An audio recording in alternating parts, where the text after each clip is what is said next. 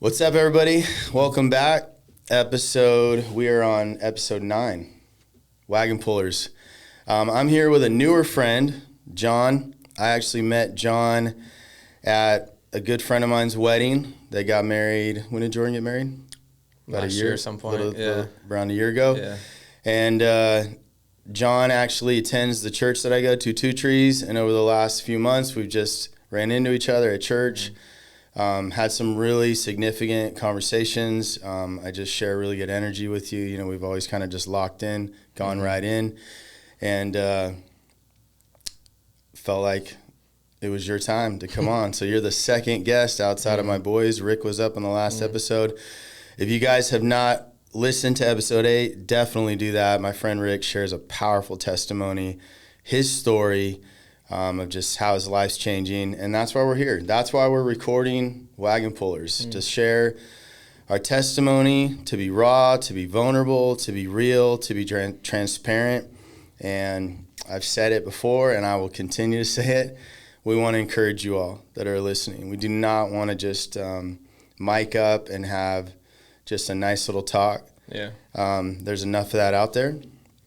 But we want to have impact, and we're believing that God is going to use testimonies and stories to impact the hearts of the listeners, which is all of you. So welcome back. Thank you for tapping in.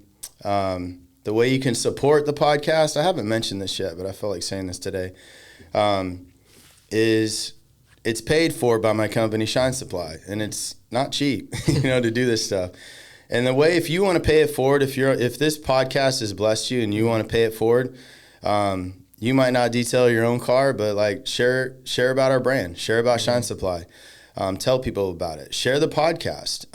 I'd like to never run ads. That's not why we're doing this. This is for the purpose I just shared with you guys. And some of that stuff can get distracting, and I understand it has to happen in certain dynamics of podcasts, but my goal is to not go down that road at all. So I know a lot of you listening, it's on your heart to contribute or pay it forward. Just tell people about our brand, tell people about the podcast, and let's just let it continue to have the impact that it's supposed to have on people's lives. So, brother, welcome.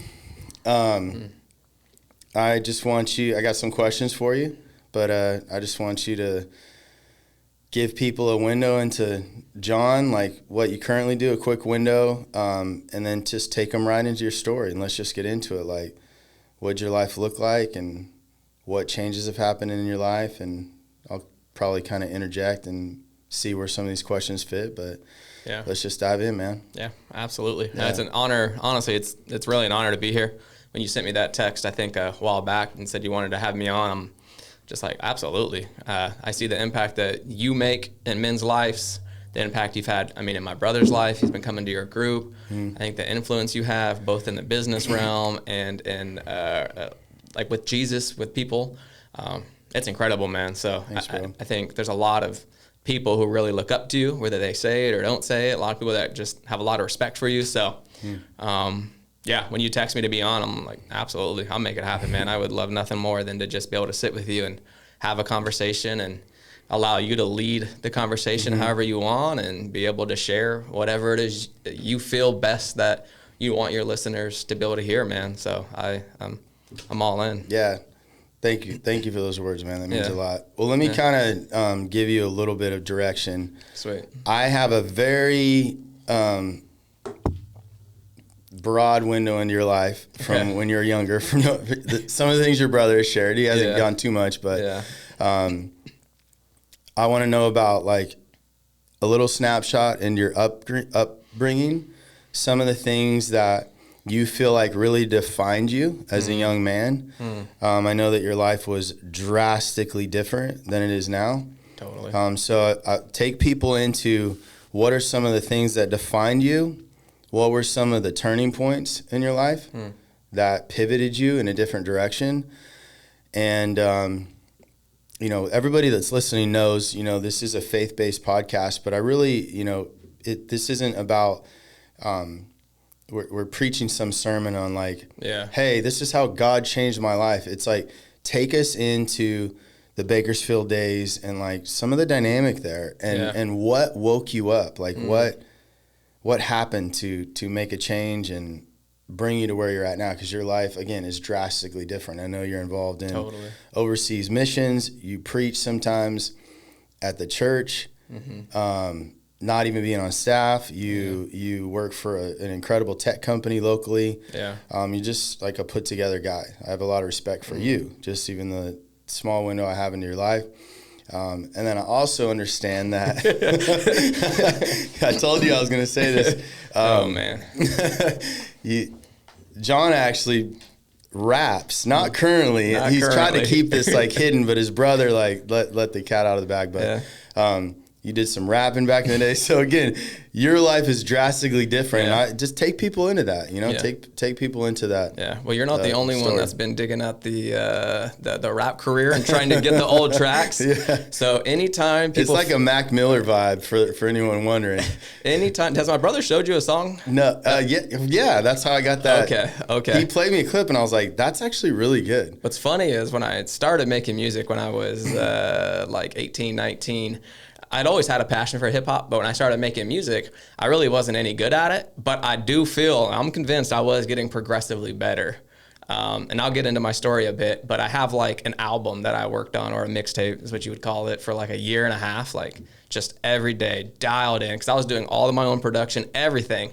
And that has not been heard by very many ears. So what happens is guys like you and the founders of my company I work for, they get to talking to my brother, and my brother's always somehow, some way finds an open door to say like, oh, do you know that John used to rap? Yeah. Well, he's proud of you. People are on the hunt for it. So, and it's good. Yeah. It's just, no, it's part of the story. And honestly, I love hip hop. I really do. But it's just the language I was using, like anybody, was so gnarly and so far from who I am now that when I show somebody, it's always like a million disclaimers. You're just like, you're about to hear me say some things that you would not imagine me say. But it was fun. It was fun. Maybe I'll let you in. Maybe after this and we bond a little bit closer. No, honestly, I think in that it's like where your life has been and then where your life is now. It really does blow my mind. And part of that hip hop story has, I think, there's a lot of pictures in that, right? Where I was talking about who I was, who I thought I wanted to be versus who ultimately I became after walking with Jesus. And I mean, I've been walking with Jesus now for 12 years. So essentially, began to pray and cried out to the Lord, which I'll get into the story, about 12 years ago when I was 21. And it's interesting because the people I meet now only see me for who I am now, right? They only see you for getting on stage on a Sunday and preaching a sermon. They only see you for going to these countries and preaching the gospel or raising money for this missional project or the tech, I don't want to say success, but just being able to have a career like in the tech industry and being a part of a great company. People see you for who you are now, and it's like such a blessing. It's so incredible. But there's a lot of background before you got to that point. Like we all do. We all have that story. Yeah. You know what I mean? So well, and why do you think it matters to like do this kind of work like we're doing on Wagon Pullers? Like why does it matter to talk about your past? Yeah.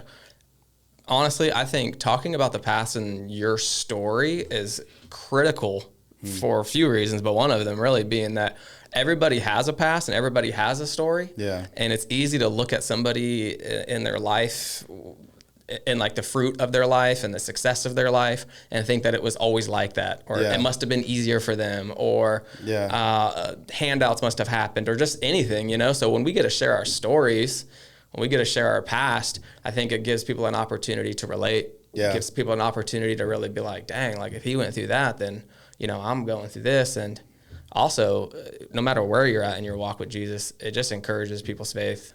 It's always a big thing. Like I know both you and I go to church, and a lot of times you can go to church on a Sunday, maybe go to an event or so, but you never really get to, or if you choose not to, you never really sit down with people and like hear their stories. Yeah. You start listening to people's stories and your mind will be blown. And what you believe begins to like grow because you're like, if Jesus did that in your life, like holy smokes.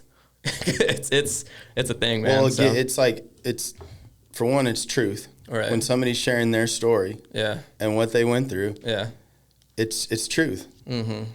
Right? Oh, yeah. It's not subjective. It's like, no, this is exactly what I went through. Yeah. And this is the changes that like real faith made in my life. And I think more people need to hear that. Right. Because it pulls us out of this kind of religious approach of like, and hear me out, right? It's not, well, Jesus did this and Jesus did that back in this Bible story, and he did this and that, and those are beautiful. But it's like, what has he done in your life? Right. And not vague, but like, what has he really done? Yeah. And who is going to be bold enough and vulnerable enough to talk about those things? Because it does eliminate the feeling people have of like, I thought I was the only one. Right. I thought it was just me. Right. And then especially nowadays with social media, it's like we're only getting the snapshot of like everybody's best moments. So it's taking this issue that's been going on for a long time and making it worse. Right. Right? Because all we're seeing is like the now, the current, whether it's real or not. And so that's why we want to go in and do this story work and, encourage people. On that note, too, there's always going to be a million questions, right? It doesn't matter how long you've believed in Jesus, or if you're not even sure if you do or where you're at, you're always going to have a million questions. You're always going to have these theological and doctrinal and, well, this guy said this and that guy said this. But at the end of the day, it's like, I don't have answers for all those questions, but I could tell you what Jesus did in my life. Yeah. And I think that's what's powerful about stories is people always want to ask, deep questions, and it's phenomenal. We should ponder on those. We should seek the Lord in those, but it's like, you can't argue with what Jesus has done. You can't argue with like how I have experienced him. Yeah. Like, you can't argue with the real peace that I have in my life because he really came into it. All the other stuff I don't know about, but I could tell you this. Yeah. And that to me is what's so powerful about telling the story. Yeah. You know? Yeah. So, I agree. Yeah. So like take us into the younger days. The younger days? days? Give us a window. All right. So what was growing up like for John? Yeah. So for me, diving into it, my parents had me when they were 17. Maybe my dad might have been 18. They were still both in high school. And at this time, both my parents were just partying super hard. From what I understand about the story, they were selling drugs and just living a wild lifestyle as young people. Both of their parents were really strong and strict churchgoers. So when they found out they were pregnant with me, it was just this huge deal, right? You're getting into the church, you're getting into the sin, you're getting into just all these things. And basically born in Southern California, and at 1 month, my parents ran off to Columbus, Ohio, where my dad's dad had lived. And there my brother was born. My parents were together for a few years. And what's interesting is as you become an adult, you get more and more of the story. You learn more and more about your parents' story. And what I've been able to learn about that time is, in their early 20s, they had 2 kids, they were married, but it was just chaos. They were both still partying, they were both still doing drugs, both still selling drugs. There was a lot of domestic violence in the house with both physical and emotional and verbal, a little bit of all the above. And I actually recall a story.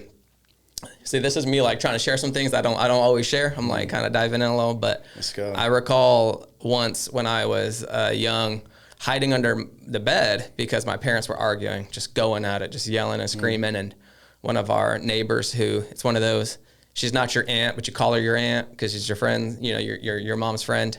She had come and grabbed me, and we went off to do whatever we did. But that was what the home was like. And then my parents got a divorce.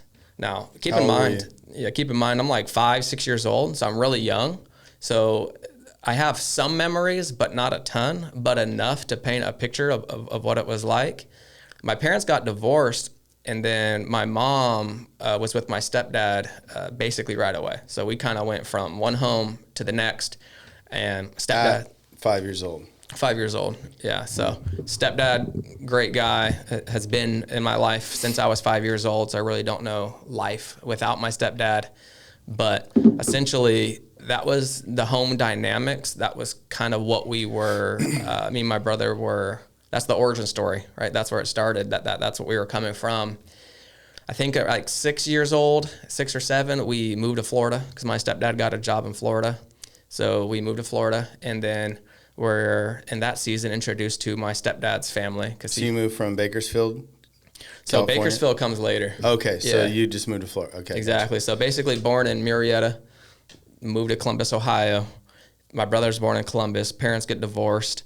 From there, we moved to Leesburg, Florida. So you went from California to Ohio. To Florida. To Florida. Yep. And by the time you're 6.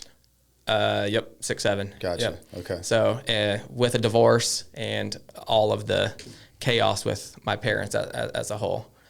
So moved to Florida, and moving to Florida is when we really began to do more life with my stepdad's kids, because he had older children. So keep in mind, my stepdad's 14 years older than my mom. My stepdad had his first son when he was 16, which when you do the math, my stepdad's oldest son is 1 year younger than my mom. So we get to Florida, and now there's this dynamic. And keep in mind, I'm a kid, so I'm not putting any of these pieces together. A lot of this, I think, like for a lot of us, we don't really put things together and put pieces together and put language to your story until you're a bit older. But from my understanding, with basically my mom being my step siblings' ages, there's drama, there's situations, there's challenges, there's all the above. So we lived in Florida for about 7 years. And during that time, we're living in an area, Leesburg, Florida. It is, for lack of a better word, it's not nice at all. It's nothing. It's swampland, right? It's, lower middle class, if not poor, whatever you want to put the classes in, and growing up, it's always been one of those where my parents, they work hard, they go to work, they come home, but we're always broke. We never have money for anything. And it's always a situation where my mom always said that out loud too. Like, oh, we're too broke for that. We're too broke for that. We're too broke for that. Which developed a lot of my mindset at a young age of how I saw money and what I just ultimately, I think it's just a mindset you adopt. How your parents talk about money as a kid, you begin to like absorb all of that, like your psychology. And then when I was, I think, probably 11-ish to 12, coming to the end of the Florida time, my dad actually came back into my life. So when we moved from Ohio to Florida, it was like separation from my dad. So then we live in Florida, and my parents at this time, they essentially hated each other. It was very toxic. My mom would tell me bad things about my dad. My dad would tell me that my new stepdad would hang his kids off the side of the house if they were in trouble. Like, really just both sides being very toxic and chaotic. No Jesus at all whatsoever. Telling me and my brother stories that would essentially put fear in both sides, right? So when my dad came back to back in my life in Florida when I was around like 12, so you got like a 6-7 year gap there. I remember we were all playing on the street once, all the neighborhood kids just running around, and this car just comes around the corner, and it's my dad.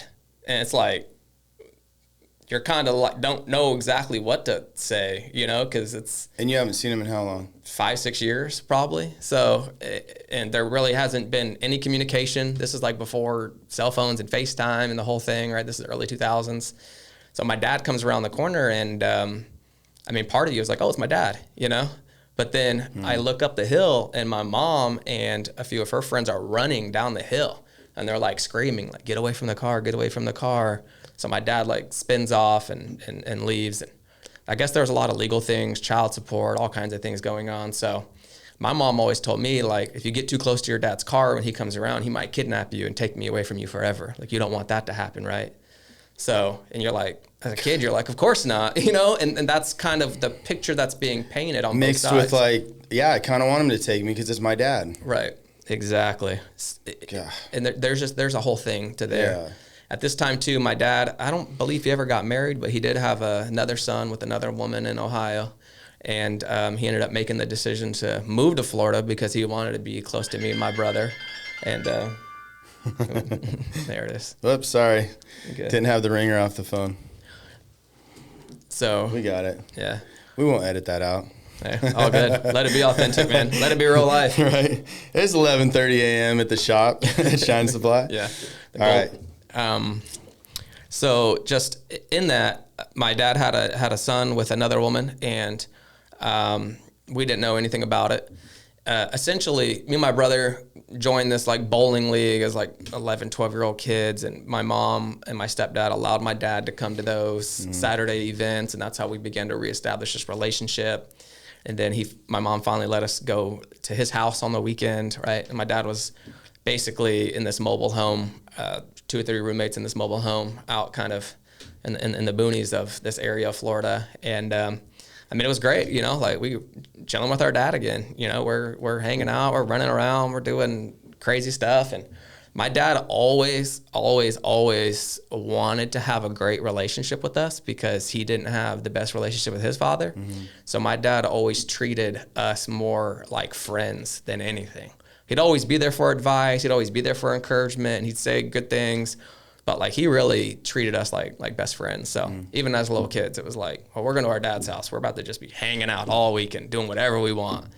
And then in that time, my dad sat us down and showed us pictures of our brother, our half brother, and how he's no longer in his life anymore because he's in our life. And me and my brother to this day still have not met him. So because my dad has no contact with him or that woman, because there's a lot of toxic chaos conversation in that as well. Jeez. So that's pretty much the picture there. And then from that point, my mom and my stepdad decided to move to Bakersfield, California. And that's because my mom was raised in Arvin, California, which is a little town right outside of Bakersfield.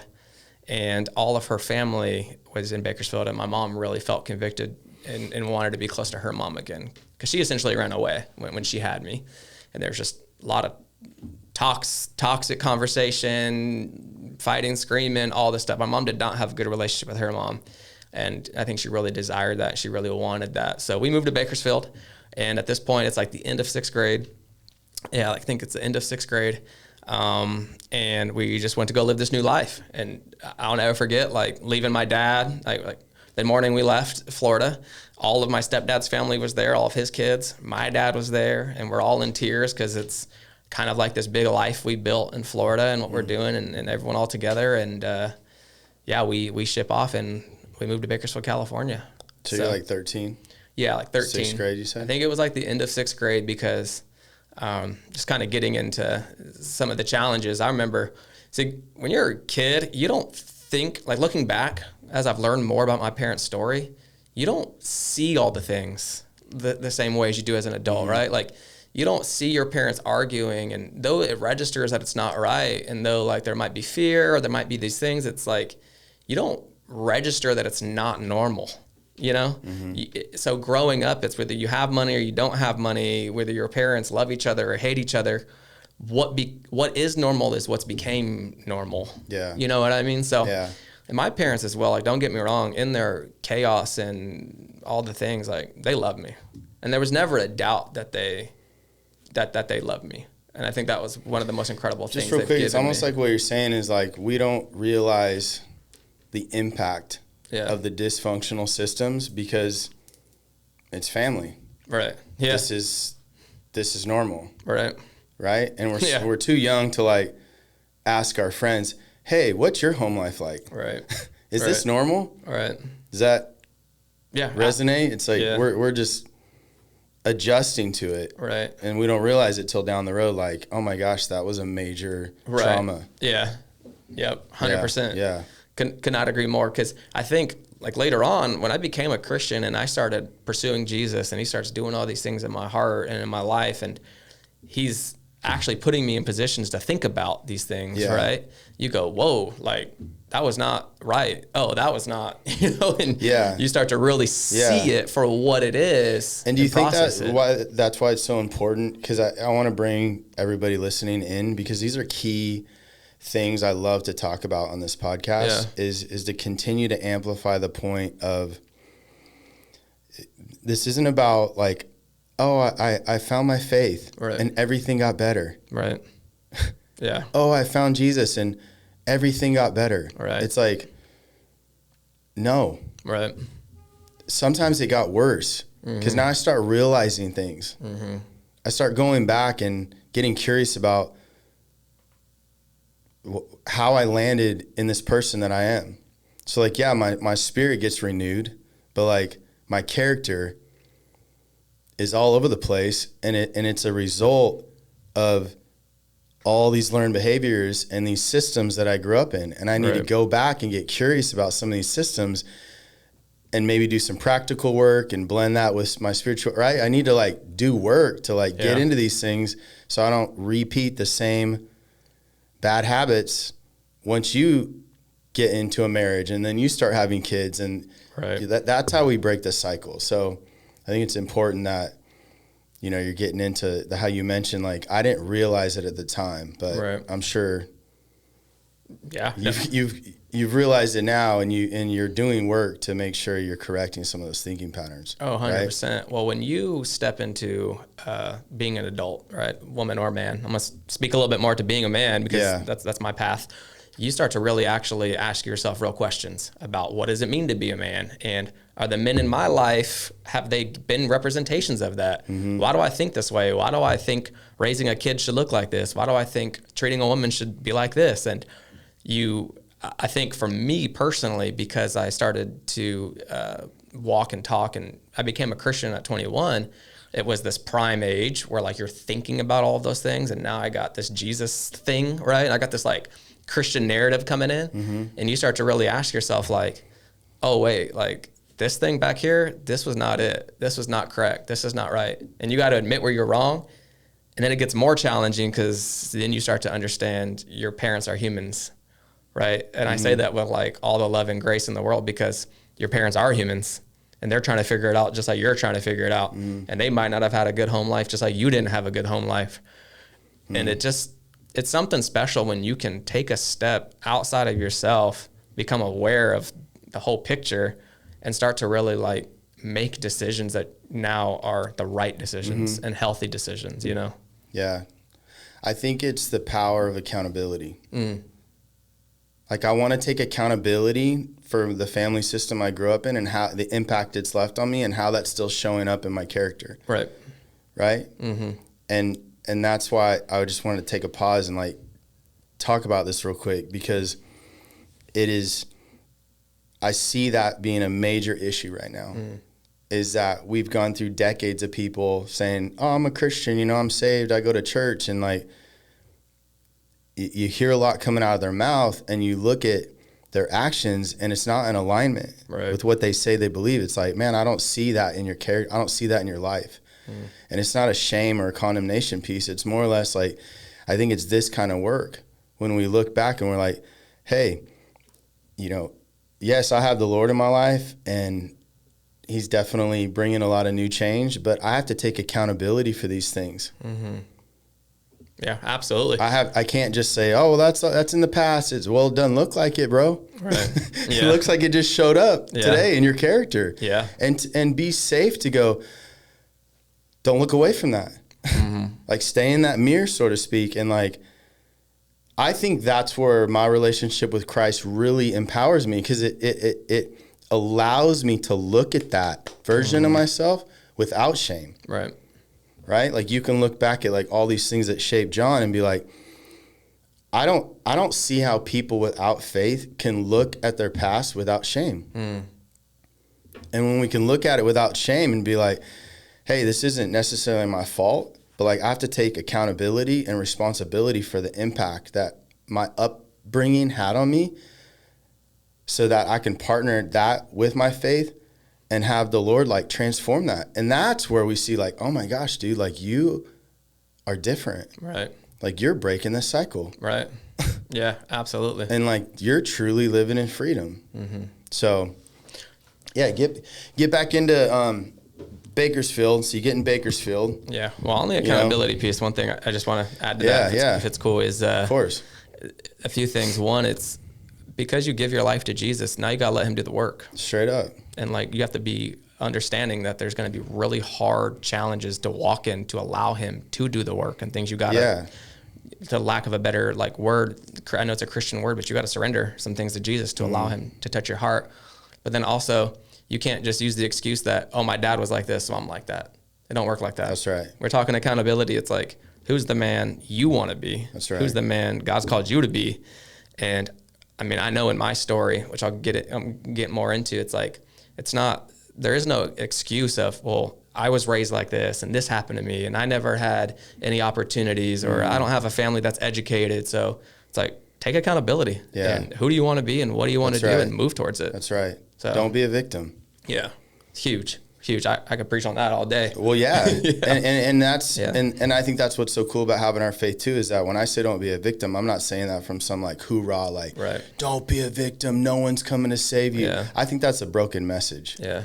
Because there's actually a lot of people that I would say God would bring and use in your life to actually help save you. Right. Like when you start looking and you truly surrender to your Creator, Right. like He will bring people in your life and it will prove you wrong where you thought no one was coming to save you. You thought you were on your own. You thought, like, I am a victim.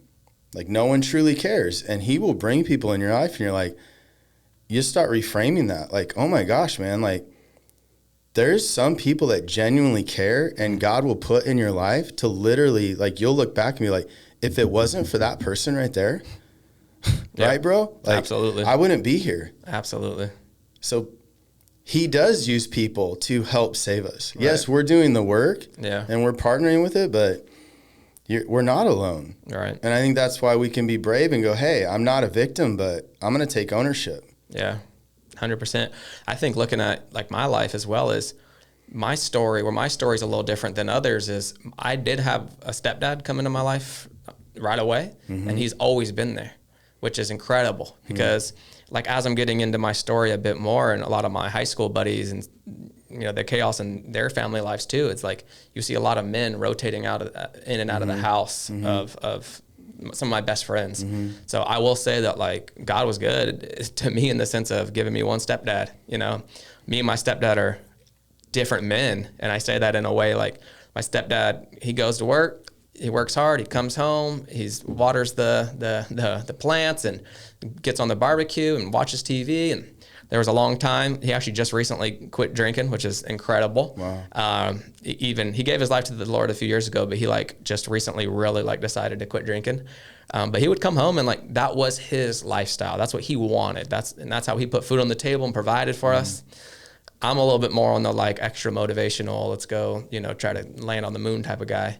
But where I'm going at with this is like, even though we're different men, the Lord put a man in my life and gave me stability, and I recognize that, and I honor my stepdad for being a good stepdad. You know what I mean? And loving my mom. So That's good. kind of where you're getting at is like the Lord will do things, and there's recognizing it. That's right.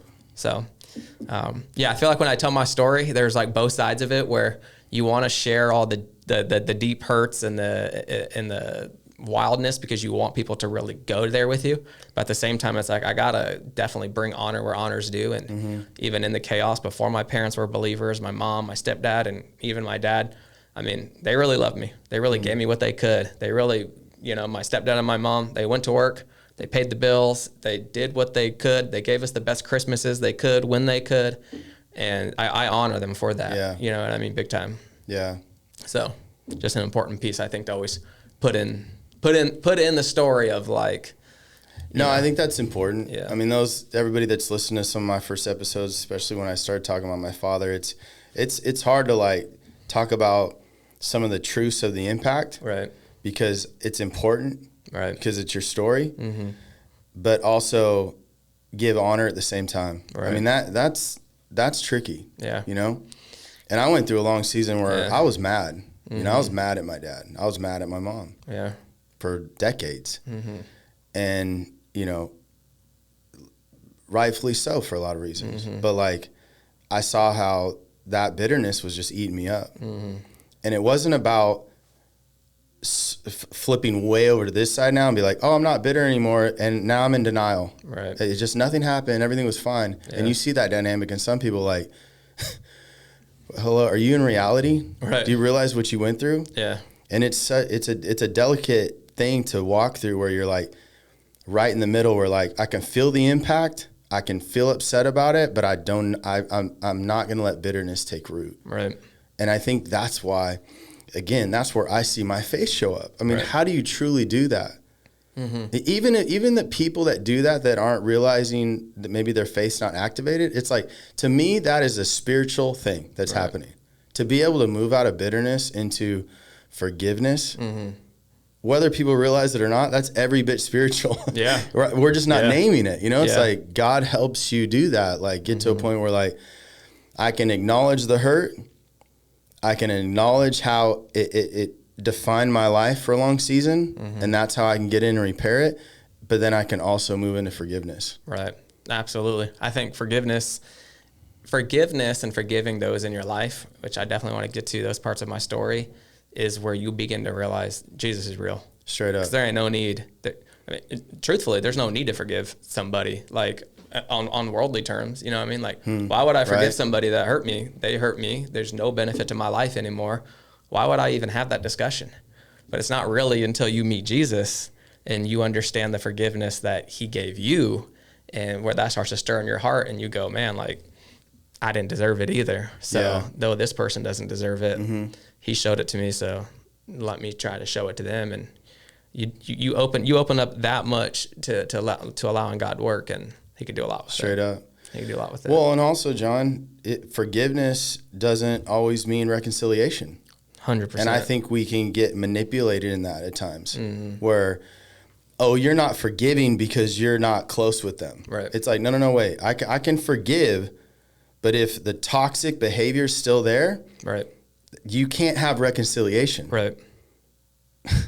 Well, I think a lot of people suffer thinking they're not forgiving, and people will tell them that you're not forgiving because we're not tight anymore, or you don't answer my calls. And it's like, no, I'm forgiving you because that's keeping me right vertically with God. But horizontally with you, I can't get in that because you're still sick, so to speak, right? Like, it's almost like if the dog bites you, you're going to interact with it different. Right. It doesn't mean you hate it, you're not getting rid, but you're like, hey, we're not, you might have to be in the kennel for a little while till we can work through some of this stuff, right? For sure. And that doesn't mean like, well, you're neglecting it, you're rejecting it. It's like, no, I can't, every time I interact, I'm getting bit. Right. And so I think I struggled with that. I had people tell me that in my life, oh, you're not forgiving. It's like, no, I definitely am forgiving you. And I feel that release in my heart. But like reconciliation is a process. Right. And it's very specific, whether it's because there's been cheating or physical abuse or anything, right? It's like you can forgive and not enter back into that relationship. Right. Yeah. I couldn't agree more. There's a level, what I've learned in forgiveness is there's a level of intimacy. It can take a long time to get there. So to forgive someone's like, I'm not going to withhold anything from this. And I'm not holding on to anything. I'm not, there's nothing I'm trying to like conjure up, or bitterness or hate or animosity. It's like, I'm fully forgiving. I'm fully letting this go. But now that I've gotten to that point of literally forgiving you for all things, now it's like the intimacy of the relationship. Like basically forgiveness is we now have a relationship. But like reconciliation is going and taking those steps to building a closer, I use the word intimacy, but intimate relationship where we actually begin to share life together again. And that process looks different for everybody. So forgiveness is, I mean, I could preach the house down on it where it's like, you got to, like, I know, I'm like thinking right now, like this is kind of how our conversations go. But it's cool. Like that's a good piece, like, what do you think? I mean, and then we'll dive back into some highlights that you have, but this is a good piece. Like what do you think? What do you think about people that say, you just need to let it go? Like think about some of the stuff you went through. Yeah. John, you just need to let it go. Yeah. Yeah. What do you think about that? I think let it go is a cheap way to make someone feel better, to be honest with you. Right. There's a lot of sayings out there, and talking about the faith thing as well. People that say they're Christians, or maybe they are, maybe they're not, whatever. That's not for me to choose. But there's a lot of these little like one-liners and little sayings, and people don't know what to say when they're giving you advice. So it's the best thing to do is, just let it go. Like, let what go? Like why? Yeah. Why? That's always the thing is, why would I let that go? That person did that to me. And you want me just to let it go and act like everything's all good and everything's rainbow and sunshines. My question is why? Yeah. And I think we have to be careful when we are trying to encourage somebody or love on somebody to kind of give them these little one-liners that there are no real truth behind. Mm-hmm. You say let it go, but it's empty, right? That's good. It's an empty idea. Yeah. Because there's no reason why. And I think that's when you kind of get into the faith a little bit more. It's like, Jesus didn't tell you to let something go. He said to forgive, right? That's good. To fully forgive. And when you forgive, it's not just you surrendering it in the sense of letting it go. It's actually replacing what was once there now with his love. So it goes from like your hurt, hate, bitterness. When you forgive, because forgiveness has a faith backing. Now you're actually allowing like Jesus to come in there and fill up where it was once full of something else. That's good. So if someone says let it go, and it's like, well, I can't really let it go because then it's even more empty than it was before, maybe. That's good. Where forgiveness, actually, you are letting it go, but you're forgiving, and now you're allowing Jesus to enter in and take that spot. So that's good. Yeah, man. Love it. It's big. Yeah. It's big. But I do have a lot. Do you care if I jump back into the story a little bit? No, let's get back into it. Because I want to get into like where I'm coming at with all this. Because forgiveness to me it's a huge part of my story and understanding where Jesus really became real in my life. But so I moved to Bakersfield, 12, 13-ish, right around there, end of 6th grade. And it's a big, I think anytime kids move, it's a big jump. You know, you go from being at your school and knowing everybody and playing sports and the whole thing to now landing in this place where you know nobody. You don't have a single friend, you know. So I do remember one day, it's like probably the 4th or 5th day at school, where my mom drops me off early in the morning and I'm just like sitting there, don't know anybody. And I start just crying, just like broken heart, had no friends, no one to talk to. And from that day forward, I told my mom, don't drop me off early anymore. Like, I want to show up right when school starts. Because you don't have any friends, you know, and it's hurt. Moving around, if anyone's experienced that, when you're moving around, you're restarting life, and it gets hard. But in that, I think probably more towards the 8th grade, really started to click for me, really got into skateboarding, the whole thing, met a bunch of skater buddies. We're running around town, you know, trying to find all the spots we can, and ended up in some good friendships that I still have today, which is awesome. And then, mind you, at this point too, I think it was end of 7th grade, my dad went from Florida to California. Because remember, we left Ohio to go to Florida, and then we go from Florida to California. So my dad follows us from Ohio to Florida, and then we leave again. So he follows us from Florida to California.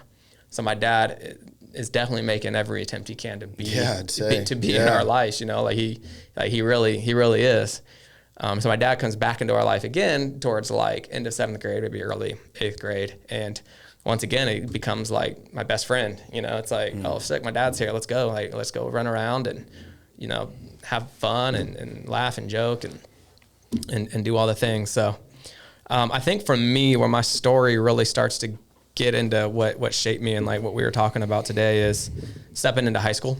I ended up going to Bakersfield High School and ended up, my whole life I was like committed to football. I loved football, everything about football. I wanted to be the best. Every single ounce of me was committed to trying to be the best player I could be. And I go and play at this high school where it's treated like a college program. It's year-round, 5 a.m. practice, afternoon practice, the whole thing. And actually, I went to that school on kind of a last-minute thing because I was going to go to a different school. But what's interesting is looking back is that football coach, he really is like a third father in my life. Paul Gola, man, it wasn't even one-on-one conversations, but it's how he taught us to be young men. The things that he told us as far as getting out of our comfort zone, developing character. And we never talked about winning games. We never talked about winning a championship. We always talked about winning the day. We never talked about wins and losses. And just a phenomenal coach all the way around, and just shaped me in who I was. That was pivotal, like absolutely pivotal for me, because right when I got into high school, my buddies we'd already started smoking weed in 8th grade, right? We'd already skateboarded and we started smoking weed. So then we get into high school and we get introduced to alcohol. And from there, it's just like, we're all in. I'm also a very all-in guy. So it's like, once I started drinking, it was like, that was it. You know, I'm in 9th grade. You're gonna be a pro? We're gonna drink and we're gonna black out, you know, like that's the goal. And to laugh about it and think it's fun, you know what I mean? Yeah. And just live that whole life. So Here I am in high school. It's like 8th grade, smoking weed, 9th grade, drinking. 10th grade is when I took my first ecstasy pill, which at that time they were Thizzles. That was a real popular ecstasy pill. Junior year, started doing cocaine. And then by my senior year, I had basically cleared my entire academic schedule. So, because I knew I was going to go to the junior college and play football. So after football season, my school schedule, I had like one class. So that was it. Everything else was like TAs and book room and, just filling it up.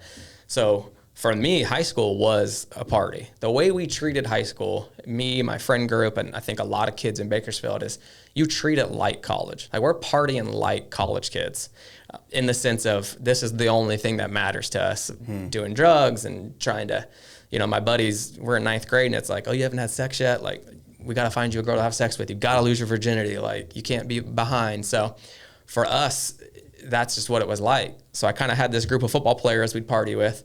But then I also stumbled my way into this friend group, and I still love these guys to death. But looking at it, it was like these were the group of guys that weren't playing sports. We were all just partying, and their home lives were a wreck, right? Man, we would literally just go to the park. Well, what we would do is we'd go to the liquor store. Hey, mister, try to get alcohol. Then we go to the park, drink as much as we can at the park, tell all of our moms that we were staying at each other's houses, and then just pass out, black out at the park and just let the night go wherever the night went. If we got invited to a party, we would literally walk from one side of Bakersfield to the other, just like walking to parties. And because none of us had license, but that was just the life we were living, and we thought it was cool, and we thought that's what we should be doing, right? So for me, my high school life was a lot of, this is what I should be doing. I should be partying. I should be living it up. This is what you're supposed to do. This is how you get the most out of it.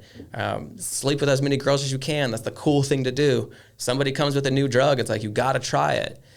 And mind you, as I'm starting to do these things, my dad, now that he's back in my life, this was the exact same life that my dad lived. And my dad, being my best friend in a sense, was encouraging me to do all these things. He always told me to get good grades. He always like, hey, good grades, you got to get good grades. He did pound that, even though he didn't at his time. But when it came to partying, he was all about it. Like, he was just like, oh man, like, you need alcohol, I'll buy you alcohol, and like he would just encourage us to party. And then he'd let us have parties at his house. So, my junior year, I remember having a party at the house, and my dad is just smoking weed with all my friends and partying and drinking with all my friends. And when you're in high school, it's the coolest thing ever. Oh, yeah. Your friends are like, your dad's so cool. Yeah, your dad's the coolest dad, like, he's so chill, letting you do all this. And I remember once too, showing up really late to his house, probably like my sophomore-ish year, where we were all on a bunch of ecstasy pills and we had nowhere to stay. So we were like, oh, I know my dad will let us in. So we go to my dad's house, where he was just renting a room actually. And he like opens up the door and he's like, oh, you guys are on drugs, aren't you? And then we just stayed up like all night, and he just told us stories about when he was on drugs. So, oh boy, that was like cool. It was fun. It was like legit. You know what I mean? Like, we're all about this right now. So that's basically in a sense of like what it was like for me in high school. Now, I barely graduated high school. That's a whole nother story, but I did graduate. And it wasn't until some time later where I look back, and all of my best friends in that one group I told you about, none of them graduated high school. So I remember thinking to myself, this is, when I'm probably 23, 24, I'm like, why was I the only one that graduated? Like, I'm doing all the same things they were doing, but it was football. It was me doing what I had to do to play football, getting good enough grades to play football, listening and buying into everything that this man was telling me about being a good man and getting out of your comfort zone and being a leader. And like, that influence in high school is what kept me at least on the narrow enough line for me to graduate and shape a lot of my mentality, which I look back now and I'm just like, how did, God even know? Because it was huge. Fast forward a bit, go play football at junior college, play for 1 year, and then starting to lose the desire for that, just smoking a lot of weed, still partying. And then I started making music, having a blast, me and my buddy. My dad in an extra room in his house. This is how much my dad loved me and supported me. In an extra room in his house, he like put new flooring in. So half of it was carpet, half of it was laminate. And we had like the closet all foamed out. And like, he was all in on us, like being the next big thing. You know what I mean? And We just went. He's like, I'll be your manager. Yeah, 100%, like all about it. Just the biggest fan, always supported me, and the love was really there, you know. Yeah. Which was incredible. So quit playing football, start making music, which just continued to lead down a path of partying and drugs and women and trying to do the whole thing. Mind you, coming out of my senior year, I started dating a girl that I really thought could be like my wife, like a bit of a high school sweetheart. And this relationship got real. But because my parents got married at a young age, my mom hounded me my whole life. And she always said, never get married young. Never get married young. That's the worst decision you can make. My parents, because she wasn't a believer at this time. Mm-hmm. So she's just like, don't do it. So even though I'm like in love with this girl, I'm like, I'll probably get married in my 30s, because getting married young, that's the dumbest thing you can do. Having a kid young will ruin your whole life, because that's what happened to my parents, and that's what my parents hounded to me. So it was one of those where like, I love this girl, I'll probably marry this girl, but I still have to live my life and do these things and you know, pursue these dreams and the whole bit. Where my life really shifted and changed was 19 years old. So junior college, I get a phone call from an old high school friend, and essentially she pitches this like business idea, and it's a network marketing company. So if you're familiar with network marketing companies, some people, you know, say what they want to say about the different business models, but I just heard it. I'm 19 years old. I come from nothing, and you pitch me an opportunity to make some money. Because at this point, I'm done playing football. I'm just smoking weed, making music, and I'm like trying to figure out what I'm doing next. And for me, I've always been a bit of a, like, you put a dime in my hand and I can learn how to keep making money. Like, I'm always going to keep grinding. I'm always going to keep hustling. I'm always kind of after that next buck. So this girl from high school that's just parties and slow just pitched this business idea, this network marketing, and I took it and ran with it, bro. Like, all in. Dropped out of college. Yeah, I dropped out of college. I'm like, no more college for me. This is it. Quit making music, because I was like, music can be, even though I was falling in love with it, I was like, music can be on the hold. I need to build this business. Even my girlfriend that I was, you know, in love with, we didn't see eye to eye on the amount of time I was putting into the business. So I said, well, you're gone. And it was like, I'm all in, bro. I'm locked in. But within 6 months, it's like, I come from a family who's, nobody graduated high school in my family. So I'm the first high school graduate in my family. So no education, no financial literacy, just kind of blue collar, hard work. So you put an opportunity in my hands, I'm ready to go. Let's go make this money. I'm going to be a millionaire. I'm going to be successful. I'm going to have the cars, the whole thing. And within 6 months, it's like I'm making anywhere from $2,000 to $2,500 a week, which as a 19-year-old, that's a lot of money. That's good money. And then this company, they do the whole like car bonus where they pay half your lease. So I go get a brand new M3, because what else am I going to get? You know what I mean? Of course. So within 6 months of this business venture, I got 1,500 people nationwide in my network as distributors. I got a brand new M3, and I'm making anywhere from $2,000 to $2,500 a week. You can't tell me nothing, bro. Wow. I'm on cloud nine. Yeah. You know what I mean? Like we're in this thing. Yeah. John Will knows what he's doing. He knows how to do it. Like, back off. I don't need no one's advice. I don't need nothing. And I run with this thing for like a year and a half. And as I'm starting to get more successful and I'm really running with this, my dad ends up losing his job. And mind you, my dad's always been job to job. He's kind of always been hopping around doing the thing for all sorts of different reasons. But my dad ends up losing his job. And it kind of starts to get into this like, all right, well, I'm on my way to success as you're on your way down. So you start to kind of get this dynamic. And then we get to this point where my business kind of hit its peak, not knowing it. And then my dad becomes homeless.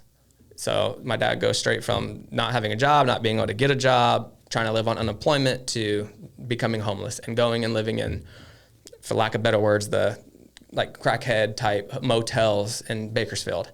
And he wasn't doing hard drugs, just smoking weed and doing what he does. But in that, it's like, all right, well, I'm successful. I'm making money. You're here. Like, let me try to help you. Let me like pour in where I can and all this. And then my business starts to crash. My business starts to just drain quick, fast. Like, it was all built on hype and college kids and the whole thing. But basically, money in is no longer coming in. And now I got bills to pay. And now my life is falling apart. And now I don't know what I'm going to do next. And then basically I found myself at this point where my business completely crashed. I had this car I had to pay for. I had all these other bills I had to pay for. My dad is homeless. He has no job. And he's also emotionally hurt. And it's super hard. The roles kind of got reversed as he's going down this tunnel where I'm kind of becoming more of what I feel like a father figure to him, trying to give him advice and the whole thing. And That's tough. Yeah. Oh, it's the hardest. So essentially I find myself no money, this whole idea, this whole business I had where I'm like walking into houses and everyone wants to meet me and talk to me. And, you know, I'm the man. All of it comes crashing down, burning.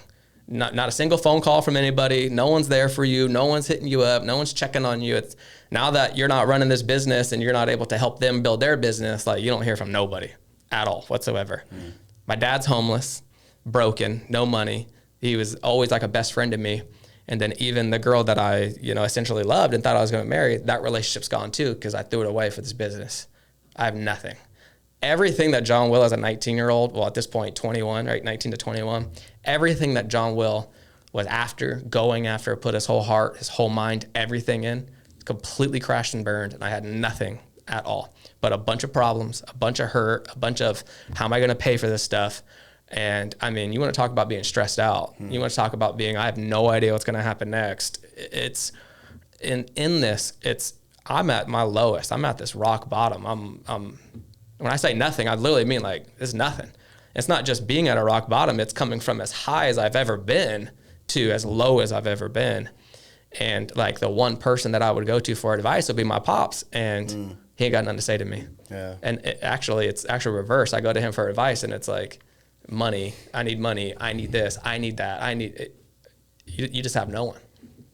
And for me being in that, you talk about stressed, depressed, broken, disappointed, everything, it was just like, it just all came down. For me, that's when I just fell to my knees, straight up in my bedroom, fell to my knees and said, God, if you're real, I need you to show up. What brought that about? So I think what brought that about was when we moved to California, my grandparents, remember I said at the beginning of my story, my mom's parents were very, very strong believers, but a lot more legalistic, very strict. And that's why my mom rebelled a lot. So when we first moved to California, we lived with my grandparents for a couple months, and kind of their rule was, if you're going to live in our house, you're going to go to church on Sundays. And now church was basically a small group of old people, to be frank, just old people. Me and my brother were like 12, you know, and we're wearing these button-up shirts, and it's like we're getting yelled at like, your shirt can't be wrinkled, you gotta look good for your grandparents. And man, we roll into this little me a little PTSD. We roll into this little Pentecostal church when we're like 12, you know what I mean? And like, bro, we don't know nothing. We're coming from an unchurched background. So I always thought Christianity was like something old people did. I'm just like, oh, it's something you do when you're older. You know what I mean? Like, old people will do it. Like, I think a lot of people can relate to that listening. Yeah. Like, old people do it. It's something I'll do when I'm done having fun. When I'm done having fun and doing my thing, like maybe, you know. But found myself at 21 completely broken with absolutely nothing. And it's just like, God, if you really are real, I need you. And I give credit to my grandparents because I know they were praying for me. I know they... in some way, shape, or form through though I didn't have any real relationship with them, it was very, very superficial, like grandkid relationship, because we didn't move here till we were 13. And like, they were praying, they were dropping scriptures, they were doing some things, you know what I mean, that we're so laying back there. They planted that seed in you. They planted that seed in me. And so I just cried out to God, man. Cried out to God. And 21. And I'm by yourself? By myself, in my bedroom, just like... one night, just getting home, you try to keep things together the best you can for a long time. I think this is anybody with any rock bottom moment is you think you have an idea that's going to fix this. You think you can do that. You think you can control this. You have all these ideas on how to fix all these things. And you'll come to a point when you realize none of them are going to work. Like, they're not working and none of them are going to work, and things are only getting worse. So for me, it just came home, landed on my knees in my bedroom, and just literally like that was my prayer. Because I didn't have a Christian background. I didn't grow up in the church. Looking back now, actually, I'd never even been invited to youth group one time. Like, none of these things, no context of how you do it or what you do or what you say. I just fell to my knees and said, God, if you're real, I need you to show up in my life. And I'm thinking, okay, God's going to snap his fingers and fix everything for me now, right? Pay all my bills, restore these relationships, all these, it's almost like a genie in the bottle type of thing. But what God did was in that time of my life, I cry out to him, I grab the Bible, I start reading the Bible, and next thing I know, it's like I have a peace that does not make any sense. Like, and all of my brokenness and all of my confusion and all of my life just fell apart. I have a real peace. Like, what is going on?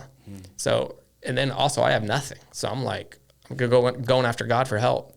And as I began to just go to church and read the Bible and try to talk with people when I could, and just hungry to get my life out of this hole that my life is in, the Lord just like little by little just would provide a little bit here, would teach me a little something there, would begin to shift the way I thought.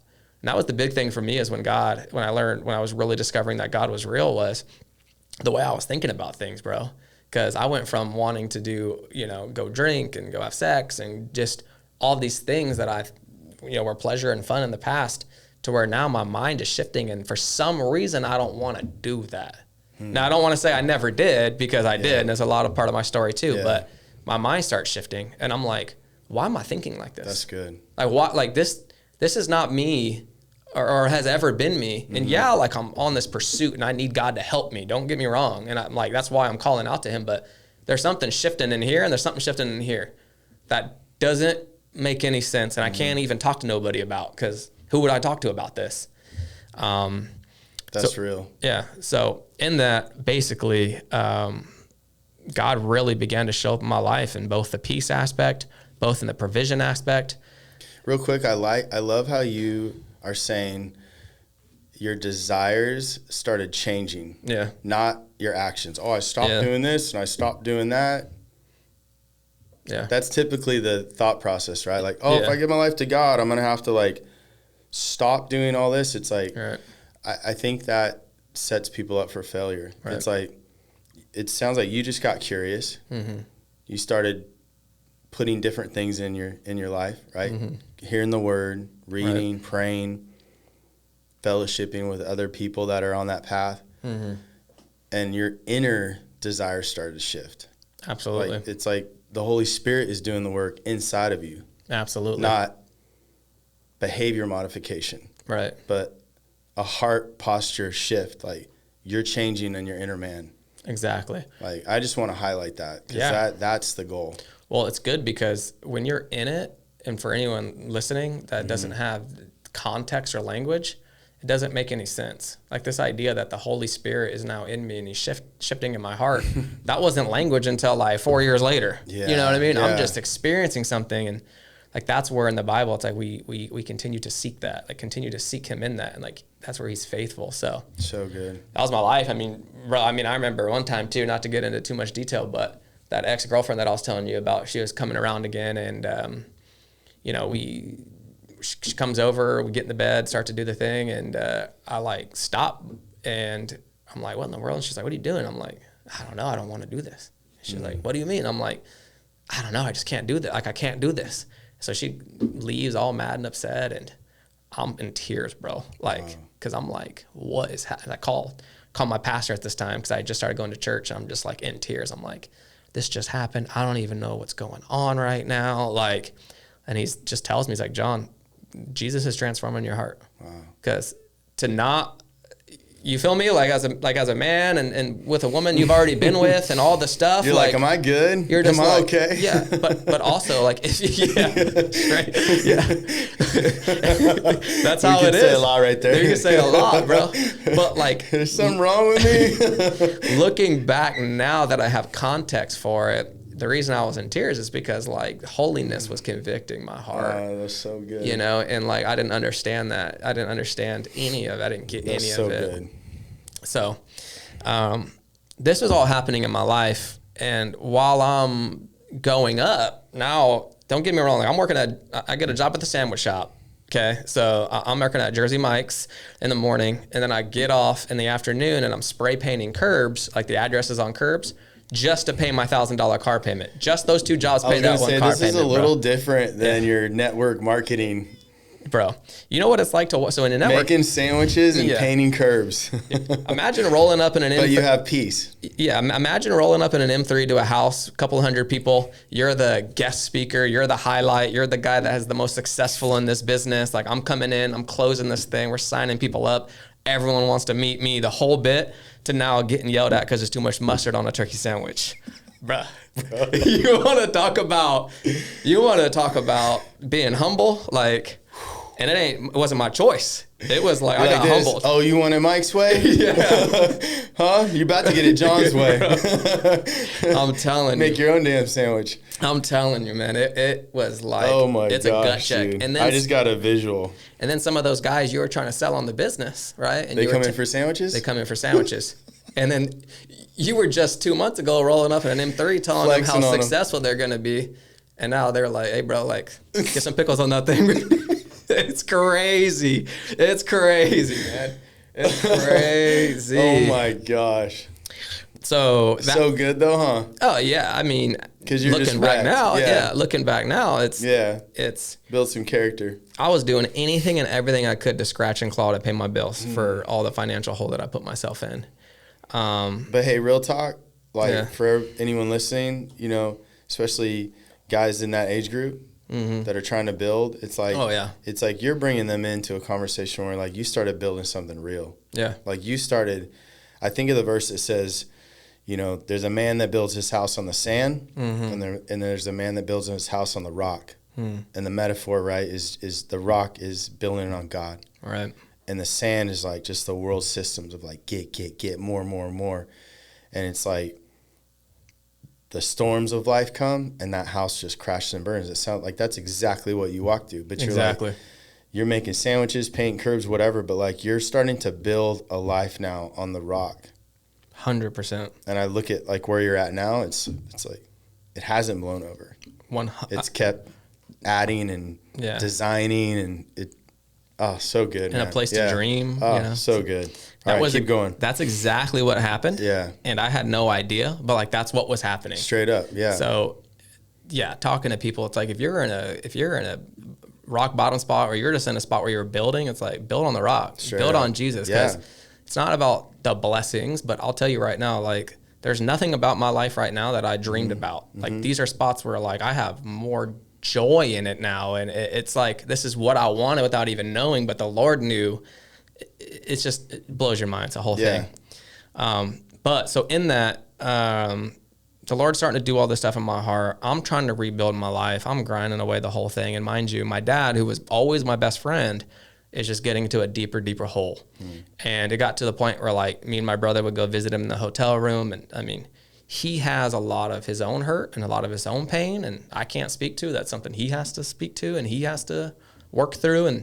But I think in that season of him being homeless, it was all just coming out. It was everywhere. Anger, tears, all the stuff. So there was an aspect of like this idea that maybe I'll get a house and I'll rent a house and move him in, you know, and I decided not to do that because I was broke. And, you know, it was like getting yelled at and screamed at that like I don't love him because I'm not willing to move him into this house. So as I'm like rebuilding this life and I'm still in the dumps, it's just like getting better. This is a huge thing in my life, right? With my pops.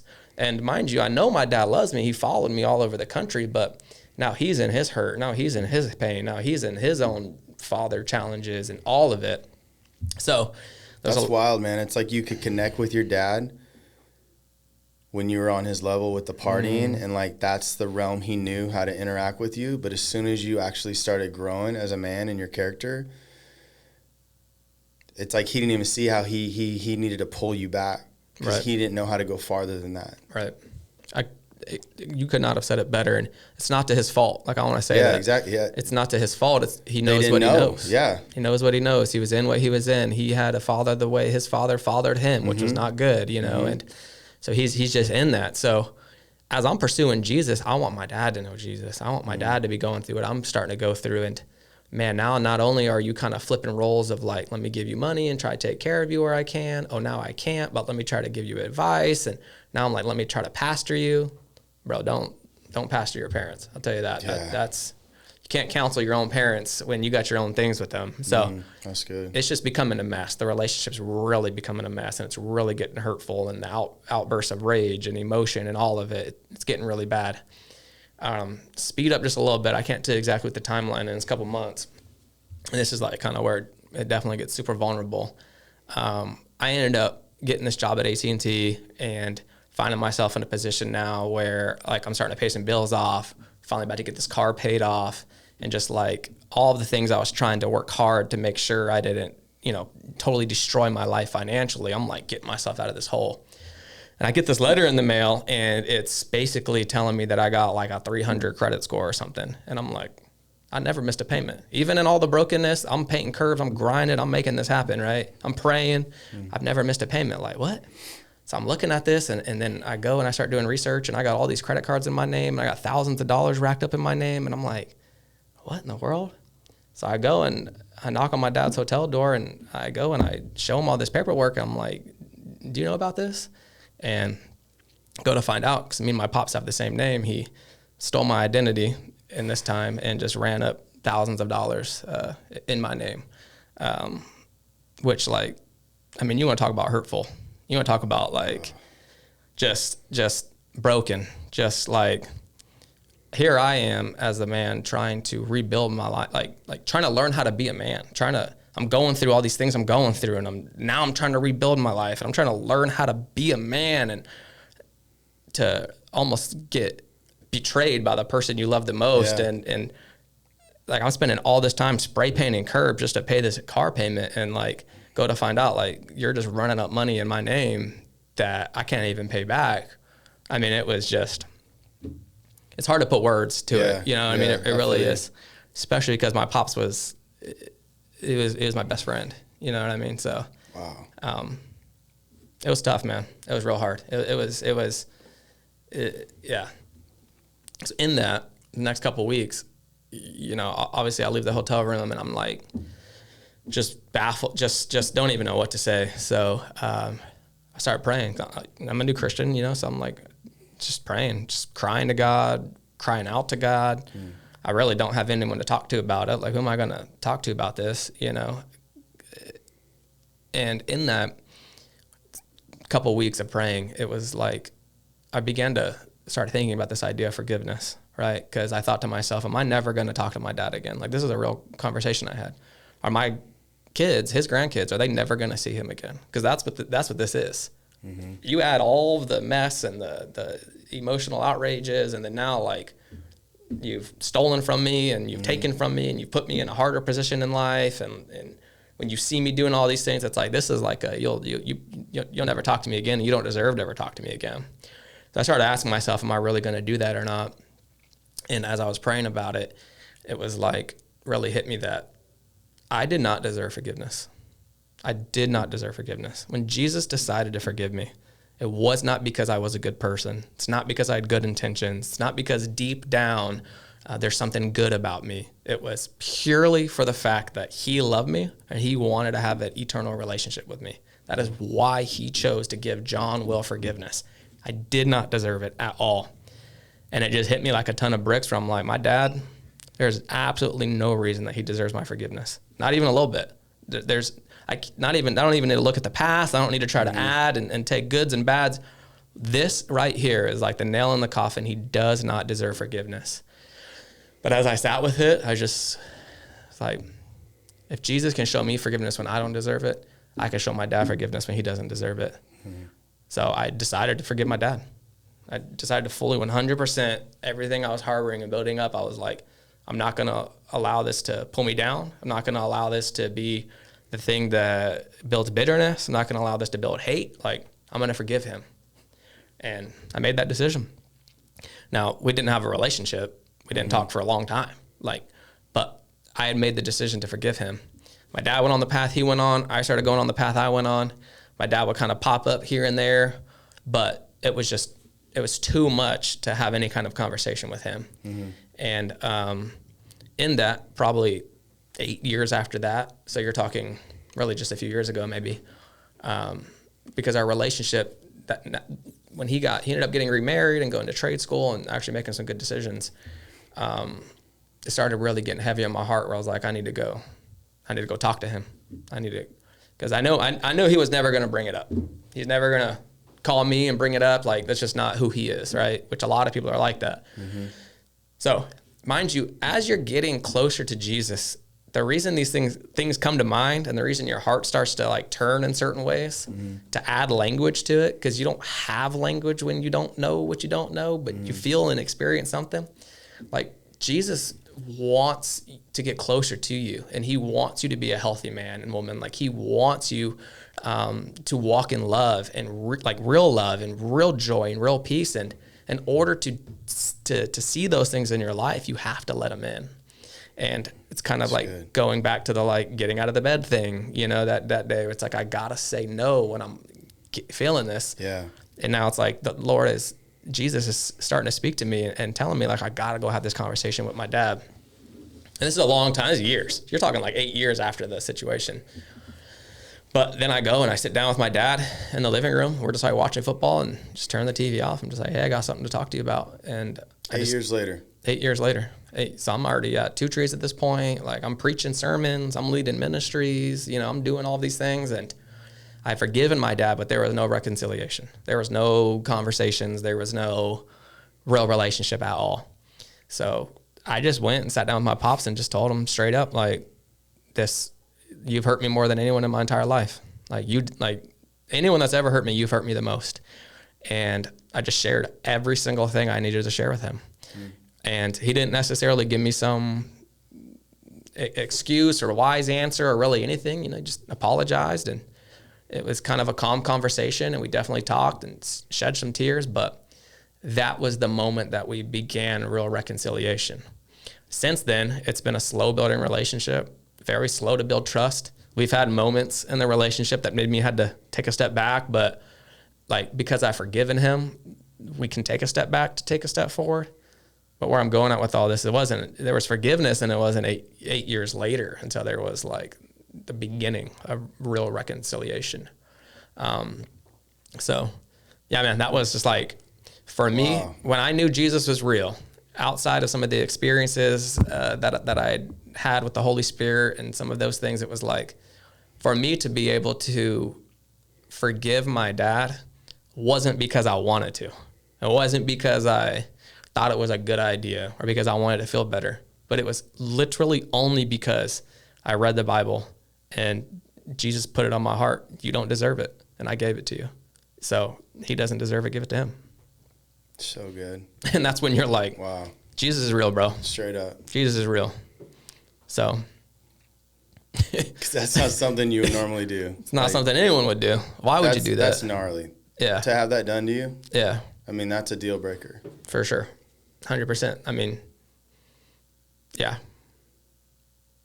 It was hard. It was heavy. It was and for you to still be connected with him 8 years later, like, you definitely had like a heart shift. Yeah.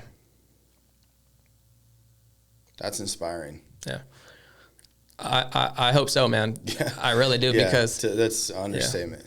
Yeah. Just, I think in my story and what I'm really wanting to share with this is my dad really was a best friend, more than a dad. Like, he was like a best friend.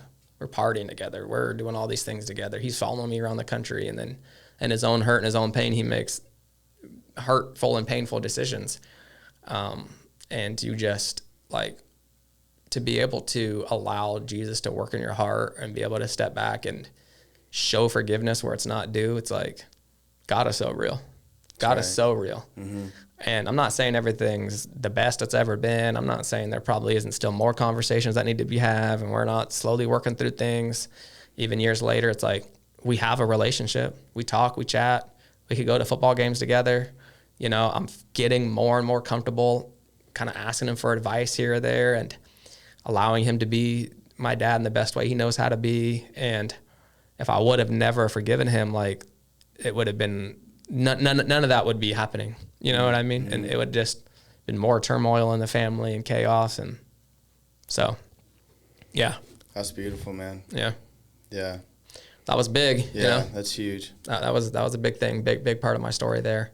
And just understanding that, like, Jesus is real. Yeah. Well, and it's real clear that was the talk today. Yeah. I mean, even we started talking about forgiveness and reconciliation before we even went into that. Mm-hmm. So that's obviously what the message was supposed to be about today. Yeah. Let's get ready to wrap up, man. Yeah. Thanks for sharing all that. I want to pick one of these questions I had for you to kind of wrap up. Yeah, please.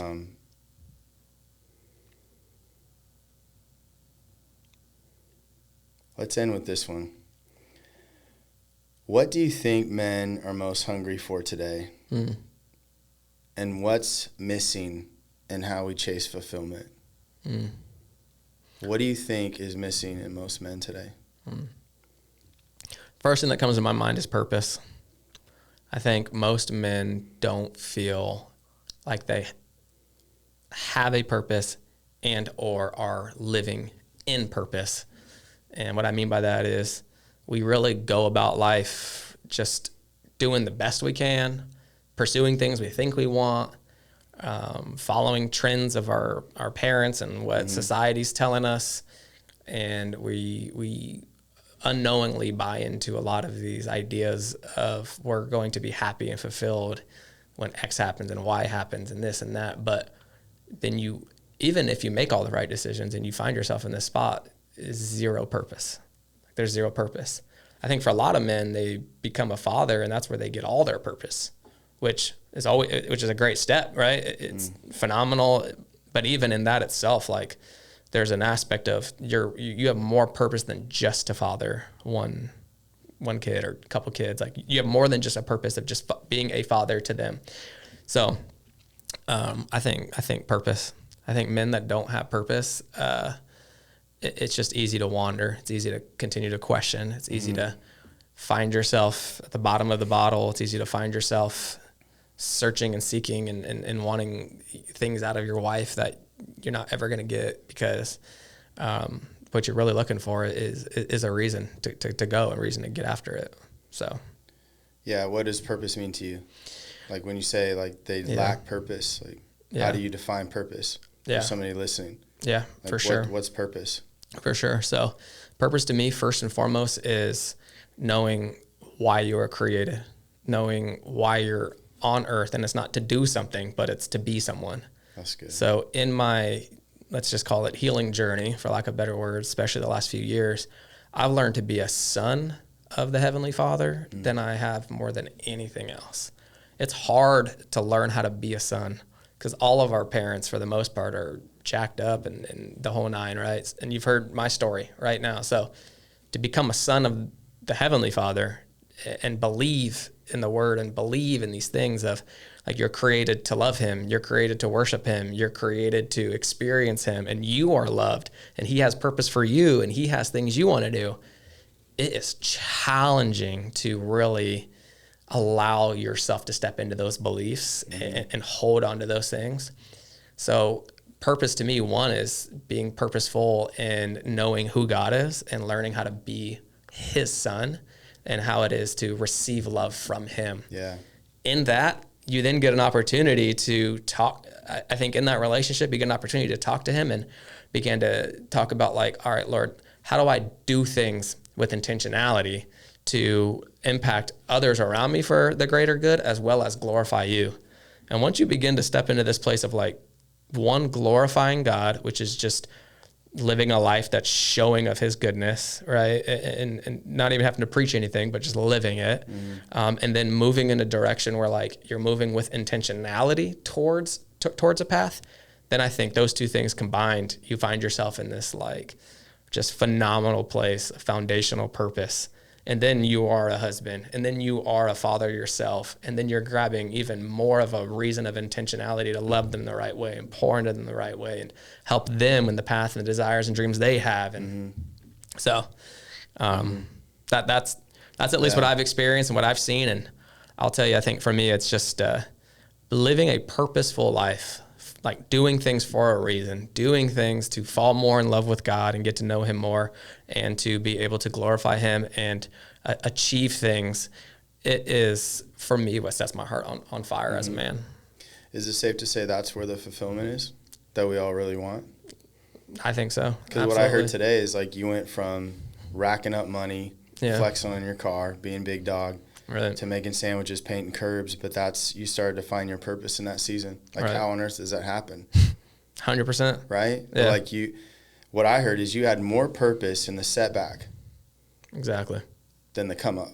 Exactly. Could not agree more. And now. So everybody or anybody listening to thinking it's about, which, yeah, we want to build and grow and move forward, but like I think we need to reframe. That doesn't always look a certain way. Right. Like, you found your purpose and started to build who John Will really is, making sandwiches and painting curbs. Mm-hmm. And, like, you learned something about significance within yourself and what your purpose as a man was, like, through finding the Lord. Absolutely. Could not agree more. I remember somebody in one of my college classes, because I ended up going back to school, and it was a goal of mine to get my degree first in the family and kind of pursue that. But one of our exercises one day was like about success. And it was like, what does it mean for you to be successful? Or what do you have to do to be successful? And I hit me like a ton of bricks, man, because I just got up and said, I'll be honest, I'm already successful. Let's go. I'm as successful as I'll ever be in my life right now. I'll still achieve more things. I'll still hit more goals. I'll still impact more people. But when it comes to actual fulfillment and who I am, why I'm here, the relationship I have with God, and the things I get to do, I will never be more successful than I already am.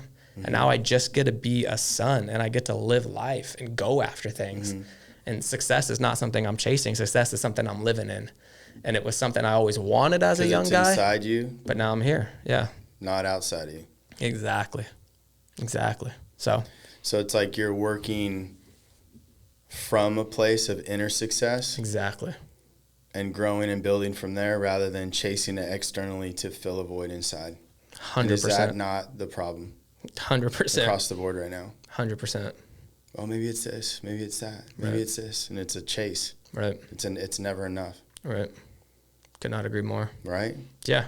It's always, I think for men too, it's like, it's always the next toy. Well, if I can go buy this, or if I can go achieve this, or if I can get this position, right? Or if this or that, or if if I marry someone that looks like this, or if my kids act like this and achieve that, it's like, brother, all that's going to happen is you're going to hit those things and you're going to be excited for a little second, and then you're going to realize it's empty and fleeting. Yeah. It's just a hit. It's just a hit. It's all it is. And for me now, when I achieve something, achieve whatever goal I set out, which is an incredible thing the Lord has allowed us to do, is set goals and go after dreams. When I achieve something, I'm more excited and filled with joy, because not because of what I achieved, but because of like the path that I walked on with the Lord to get there. And like, I have this excitement, I have this awareness of him. I have this awareness of just the great things that are happening in my life. And it's like, oh, cool, I got this thing, sick. Now let's, you know what I mean? Like it means, it doesn't mean nothing, but it only means a little something. You know, and it's just like, cool, like, let's go after the next thing. What can we really do with God? What can we really do in our lives? What can we really achieve? how can we really impact people? When you really get to that point of operating, you're like, oh, wow, I'm not chasing anything for me anymore. Now I'm like, we get to go do this stuff. How big can I dream? Right. What can I go do? Like, what can I go buy? Yeah, and there's purpose and meaning behind it. Exactly. And dude, right? Life is, I don't know how else to say it other than life is so much better from that place. Straight up. You know, it's like, this ain't no gimmick. I'm not trying to tell people to follow Jesus because I want them to be a part of our church, or I want certain things. I want to see people thriving in their lives and walking with God. It is so much more than being the best version of yourself. Straight up. It is like learning to actually live in a way that like you were literally designed to live. That's right. And there's nothing better. There's literally nothing better. So. Yeah. Yeah, man. Well, and you realize that's where there's protection, there's peace. Yeah. And I don't mean necessarily protection externally, but it's like, you know, you go through stuff, but like inside emotionally, like you have something that's actually guarding your heart now. Mm-hmm. Yep. Exactly. And you have like a filter, right? Where anything that's coming your way, kind of, we talked about building your life on the rock. Mm-hmm. When Jesus said the storms are going to come, storms also came for people that had their lives built on the rock. Straight up. The Bible says it rains on the just and the unjust alike. Mm-hmm. Becoming a Christian doesn't mean life is just like perfect. Mm-hmm. But what it means now is like you have Jesus with you in all of it. And I can't even explain what it's like until you just go and experience it for yourself. Mm-hmm. So when the storms come, they all come through a filter of the word. They come through a filter of prayer. They come through a filter of like me knowing who God is. And in that, it's like, all right, like your word says this, I stand on it. And then you see him come around and speechless. Right. There's nothing better. There's nothing better. Yeah. Nothing better. I don't know how people live without Jesus, to be honest. Like, I give my life to all of my failures I mean, don't get me wrong, I'm still failing, but like all of my failure, all of my brokenness, my rock bottom, all of it, I'm actually a blessed man because it happened to me at 21. Didn't happen to me at 45, didn't happen to me at 50, like happened to me at 21. I recognize that. I was at the bottom at 21. I had to go to Jesus at 21. So now at this point, it's like, I almost don't even know what life was like without Jesus. And I would never want to not know what life is like without Jesus because it's the real deal. It's the real deal. That's good. Yeah.